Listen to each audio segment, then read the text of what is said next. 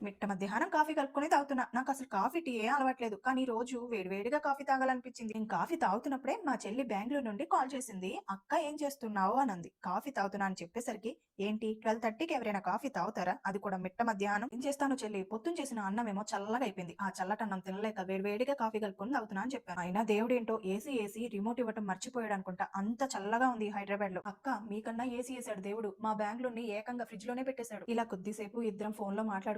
అయినా మా బాధలు ఎవరికి చెప్పాలండి. ప్రతి ఆడవారికి ఇదే బాధలేండి. ఈ చలికి పొద్దున్నే లెగవాలంటే నరకంగా ఉంది. చల్లటి నీళ్ళతో అంట్లు కడగాలంటే ప్రాణం పోతుంది. ఇల్లు ఊడవాలంటే ఎక్కడికక్కడ పట్టుకుపోతున్నాయి నరాలు. ఇవన్నీ చేయకపోతే ఇంట్లో వాళ్ళు నిద్రలేసి ఊరు లెగవక ముందు లేచావు ఇంకా అవ్వలేదా అని అరుస్తారు. నాలాంటి ఓసిడి వాళ్ళకి ఈ చలికాలం అంతా నరకమే. ఎందుకంటే పొద్దున్నే అన్ని పనులు అయిపోవాలి కదా. అయినా నా పిచ్చి కాకపోతే డోలెళ్ళి మధ్యలోకి మొరపెట్టుకున్నట్లు మీ పరిస్థితి కూడా ఇంతే కదా. సర్లేండి, పొద్దున ఒక కామెంట్ వచ్చింది. ఆ కామెంట్ కోసం ఈ 4 మాటలు. ఇది ఉత్తరం వాకిలి దక్షిణామూర్తి ఫోటో దక్షిణం వైపు చూస్తున్నట్లుగా పెట్టాను. ఇది తూర్పు మెయిన్ గుమ్మం లక్ష్మీదేవి ఇంట్లోకి వస్తున్నట్లు ఫోటోను తగిలించాను. ఇంకా ఇది ఈశాన్యం మూల రాగి చెంబులో నీళ్లు పోసి ఒక పువ్వు వేసి పెట్టాను. ఇంకా ఇది బయట గడప దగ్గర రాగి గ్లాస్ లో నీళ్లు పోసి పువ్వు వేసి పెట్టాను. ఇంట్లో నుండి మగవారు బయటకు వెళ్లే ముందు ఈ గ్లాసును చూసి వెళితే మంచి జరిగిద్దని మా అమ్మ చెప్పింది. నేను చేస్తున్నాను. మీకు నచ్చితే మీరు ఫాలో అవ్వండి.